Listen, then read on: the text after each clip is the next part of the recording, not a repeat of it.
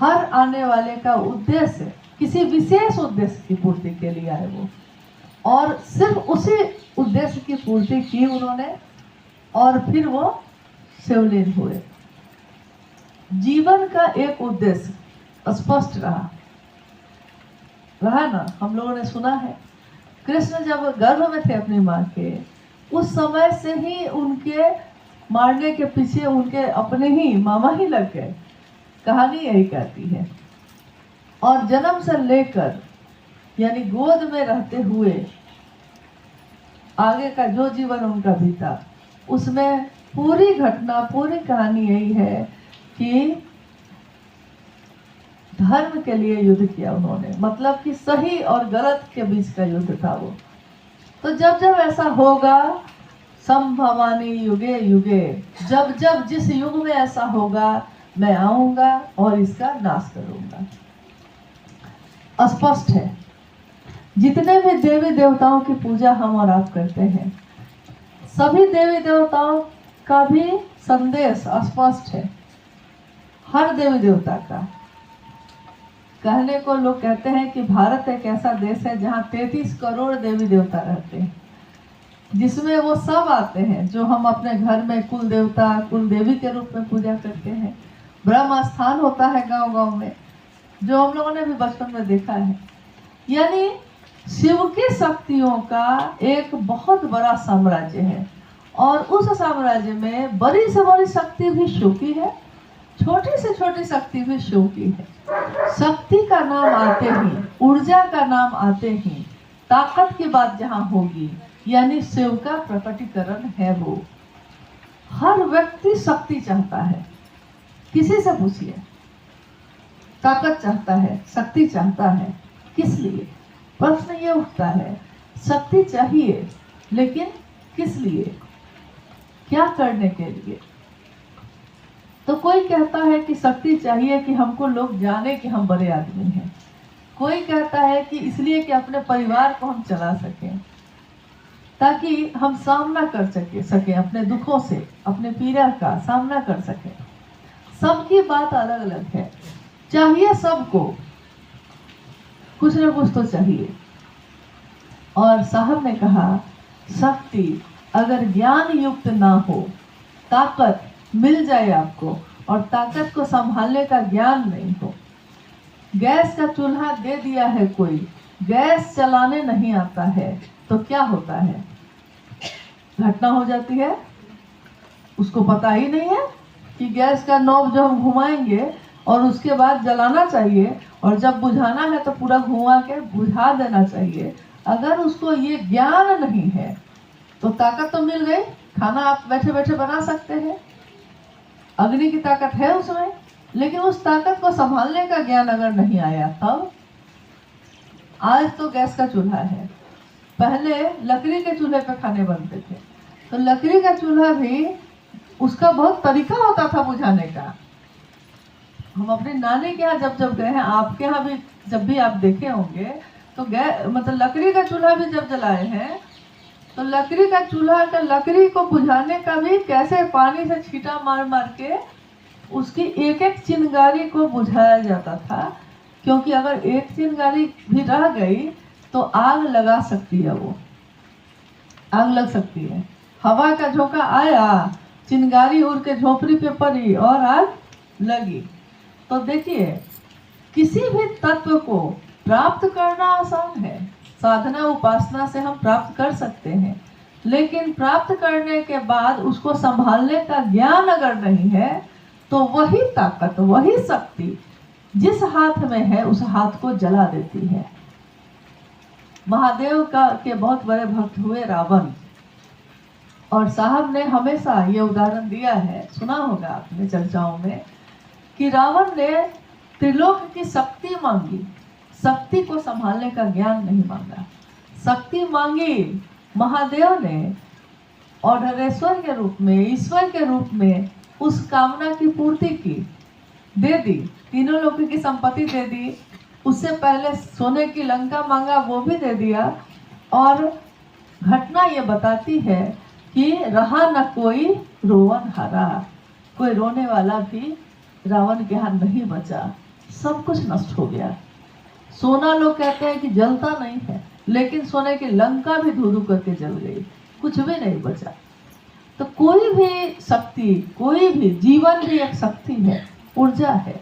अगर हमारे अंदर वो ऊर्जा ना हो तो हमारी मौत हो जाती है।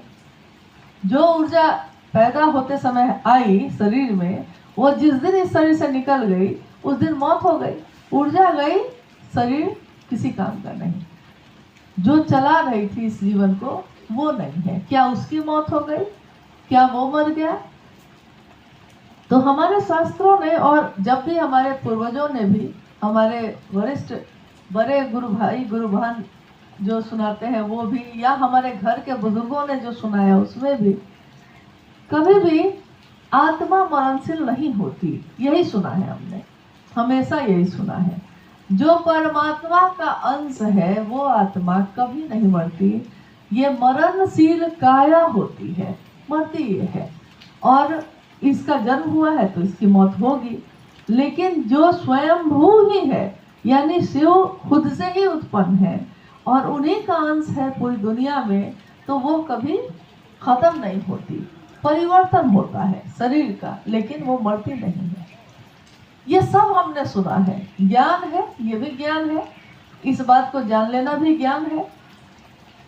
लेकिन साहब श्री हरिनानंद जी ने इस कालखंड में जब महादेव को गुरु बनाया और उन्होंने अपने जीवन से ये सीखा, ये समझा कि महादेव जब गुरु होते हैं तो क्या होता है, जब कोई शरीरधारी गुरु होता है तब क्या होता है, ये भी उन्होंने जाना।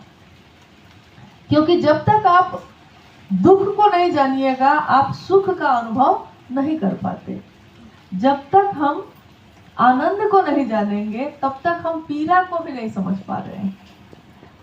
तो साहब ने अपने जीवन में शरीरधारी लोगों को भी गुरु बनाया और हर जगह ठोकर खाई, हर जगह छल मिला। तो उन्होंने ये समझ लिया कि जब भी शरीर में कोई गुरु होगा तो हो सकता है उसमें ज्ञान हो, ताकत हो, वो ईश्वर से हमको मिलवा सकता है, लेकिन कुछ दूरी तक ही। कुछ दूरी के बाद फिर महादेव की दया के सिवा कोई उपाय नहीं। तो हमारे दुनिया में बहुत ऐसे गुरु हुए जिन्होंने अपनी वाणी से, सामने बैठाकर बोलकर, वाणी से, स्पर्श से, बहुत बार आपने सुना होगा कि माथा पर छुआ और शक्तिपात हो गया, यानी शक्ति का संचरण हो गया। वाणी से, स्पर्श से, पास बैठाकर, सुनाकर, दिखाकर, अपने आचार से, अपने आचरण से, यानी गुरु आचार्येंद्र भी होते हैं, तो अपने आचरण से भी सिखाया।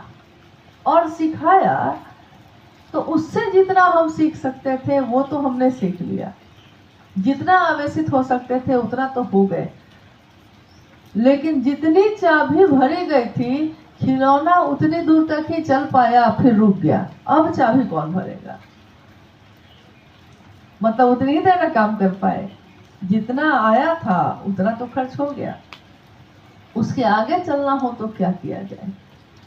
कोई पहाड़ पे चढ़े, पहाड़ की चोटी पे पहुंच गया है, फिर भी चलना चाहता है तो कहाँ चलेगा? कोई अगर पहाड़ पे चढ़ गया, नीचे से ऊपर चला गया है और चलना ही चाहता है, तो ऊपर पहुंचने के बाद कहाँ चलेगा? चलने के लिए फिर से नीचे आना पड़ेगा ना। एक दिन शिव जीव बने और जीव अब शिव की तरफ की यात्रा पे है। एक दिन महादेव ने इच्छा की एको हम बहुत श्याम हो जाऊं, एक से अनेक हो जाऊं, और एक दिन जो ये अनेक हो गए हैं वो फिर एक होने की दिशा में चल रहे हैं। साहब श्री ने बड़ी बड़ी किताब या बड़े बड़े श्लोक नहीं लिखे, उन्होंने बहुत ही सरल और साधारण ढंग से, बहुत ही सरल उदाहरण के साथ हमको आपको ये समझाया कि महादेव गुरु हो सकते हैं, मेरे भी, आपके भी। क्योंकि जो बात हम समझ सकते हैं वही ना हम समझेंगे। हम कितनी भी अच्छी बात सुन ले किसी से, और बात तो बहुत अच्छी कही आपने बाबा, लेकिन क्या कही सो समझे नहीं। कोई बैठ के 1 घंटा पूजा किया मेरे सामने, लगातार संस्कृत के श्लोक पढ़ रहा है, सुनने में तो बहुत अच्छा लगा, लेकिन बाबा आप बोले क्या, उसका अर्थ तो हम समझे ही नहीं। तो जब अर्थ ही नहीं समझे तो बिना अर्थ समझे हम उसको अपने जीवन में उतारेंगे कैसे? कोई अगर कहे अंग्रेजी नहीं जानता है और कोई उससे पूछ रहा है हाउ आर यू, उसको क्या पता कि वो क्या पूछ रहा है, क्योंकि हम अंग्रेजी नहीं जानते हैं। और कोई हमसे अंग्रेजी में पूछ रहा है कि आप कैसे हैं, जब तक हम उस वाक्य का अर्थ नहीं समझेंगे हम उसको कैसे जवाब दे सकते हैं कि हाँ हम ठीक है, हम आई एम फाइन, हम ठीक है, कैसे कहेंगे? क्योंकि हम भाषा नहीं समझ रहे हैं। बहुत जगह पे चले जाइए, भारत देश में ही, अगर बिहार में है तो आप चले जाइए नेपाल, बगल में है, बॉर्डर के उस पर जाइए, नेपाल है, कुछ ही दूरी पे है। नेपाल जाइए, नेपाली भाषा में कोई बात कर रहा है तो थोड़ा थोड़ा अनुमान आप लगा सकते हैं क्या बोल रहा है। नेपाली भाषा ध्यान से सुनिएगा तो थोड़ा बहुत समझ में आ जाता है, लेकिन चले जाइए मणिपुर, चले जाइए तमिलनाडु, अब सुनिए उनकी बात, वो क्या बोल रहे हैं एक शब्द भी समझ में नहीं आएगा। तो जब समझ में नहीं आएगा, जो चीज मेरे समझ में नहीं आएगी वो कितनी भी अच्छी हो, मेरे किस काम की? तो साहब ने कहा शिव चर्चा अपनी विद्वता झाड़ने का स्थान नहीं है। आप बहुत बड़े विद्वान हैं, ये क्या लोगों को दिखाते हैं, क्या सुनाते हैं? आप बोलिए तो वैसी बात बोलिए जो लोग समझ सके। जब समझ ही नहीं सकेंगे तो वैसी शिव चर्चा करने से क्या फायदा होगा? तो उन्होंने अपने जीवन के अनुभूतियों से 3 सूत्रों का निरूपण किया। पहले में कहा कि महादेव से मन ही मन दया मांगिए। दूसरे में कहा कि शिव की चर्चा करिए, लेकिन स्वयं भी शिव के शिष्य हो सके और दूसरे भी हो सके, इसके लिए करिएगा। तीसरे में कहा कि महादेव को प्रणाम भी आपका मन ही करेगा, मन से प्रणाम करने की कोशिश करिएगा। अब बताइए मन से प्रणाम करने की कोशिश कैसे हो? ये सुनने के लिए हम लोग किसी के पास, किसी गुरु के पास जाइए तो वो इतनी बड़ी बड़ी बात समझाएंगे कि समझ में ही नहीं आएगा। और साहब ने तो ऐसी बात कह दी कि आज तक आप भूल नहीं पाए हैं। उन्होंने क्या कहा, क्या उदाहरण दिया? उन्होंने कहा कि अरे मन कैसे प्रणाम करता है नहीं समझे? तो साहब ने कहा कि गांव में एक सास बाहर बैठी है। देखिए ये उदाहरण कोई समझ जाता है। सास बाहर बैठी है, बहू अंदर से निकली है और एक तीसरा आदमी वहां बैठा है। बहू ने सास के पांव को आंचल से पोंछ पोंछ कर 5 बार प्रणाम किया, एकदम सिर झुका के, आंख बंद करके। तीसरा व्यक्ति जो बाहर बैठा था देख रहा था, तो उसने जब उसकी सासू माँ चली गई तो उसने कहा कि लगता है आपकी सास बहुत मानती है, तभी ना आप इतना प्रेम से पांव छू छू के प्रणाम कर रहे हैं। तो उस बहू ने जवाब दिया कि क्या बोलते हैं, जब से शादी करके आए हैं इतना कष्ट दी है, इतना कष्ट दी है कि रोज सोचते हैं कि कब मरेगी, लेकिन समाज देखता है इसलिए प्रणाम करना पड़ता है, क्योंकि इस रिश्ते में प्रणाम करना पड़ता है। नहीं ये सुने है ना, ये साहब की ये बात सुने हैं? हाँ। अब बताइए कि ये बात तो किसी मतलब एकदम बिना बुद्धि का भी कोई होगा उसको भी समझ में आ जाएगा। हाँ, इस प्रणाम का कोई मतलब नहीं होता है। पांव छू के प्रणाम तो किए, मन तो आपका उसका अशुभ मनाता है, तो ऐसे प्रणाम से क्या फायदा है? तो उन्होंने कहा कि आप पूरा शरीर भी झुका दीजिए और प्रणाम कीजिए, मन नहीं झुका तो प्रणाम नहीं हुआ। और आप बिस्तर पे बैठे हैं, कुर्सी पे बैठे हैं और मन ही मन किसी को प्रणाम करते हैं तो प्रणाम महादेव तक पहुंचता है, स्वीकार करते हैं, क्योंकि प्रणाम हमारा आपका मन करता है। हर जगह पे उन्होंने ऐसे ही उदाहरण दिए हैं जो कोई भी समझ सके। और एक बार हम लोगों ने कहा कि क्या आप हमेशा ऐसी बात करते हैं? तो साहब ने कहा कि देखो मीठा मीठा इतना बोला है लोग ना कि शुगर की बीमारी हो गई है सबको। इतना ना मीठा खाया है, मीठा सुना है कि मीठा सुनता है तो बहुत अच्छा लगता है, लेकिन फिर उसको याद नहीं रहता। उसके उल्टा अगर वो सुनता है तो ये उसको खूब याद रहता है कि अच्छा अब कोई प्रणाम किया नहीं कि याद आता है, अच्छा ये मन से कर रही है कि नहीं कर रही है, पता करते हैं, नहीं याद है। महादेव को गुरु बनाने के बाद साहब ने कही कि अरे क्या है ये, गुरु से दीक्षा लेना मतलब कान में कोई मंत्र सुनना है, नहीं। गुरु की दीक्षा, शिव अगर गुरु है तो उनकी दीक्षा मतलब आपके मन में इस विचार का प्रवेश करना ही कि शिव मेरे गुरु हैं, यही दीक्षा मानी गई है।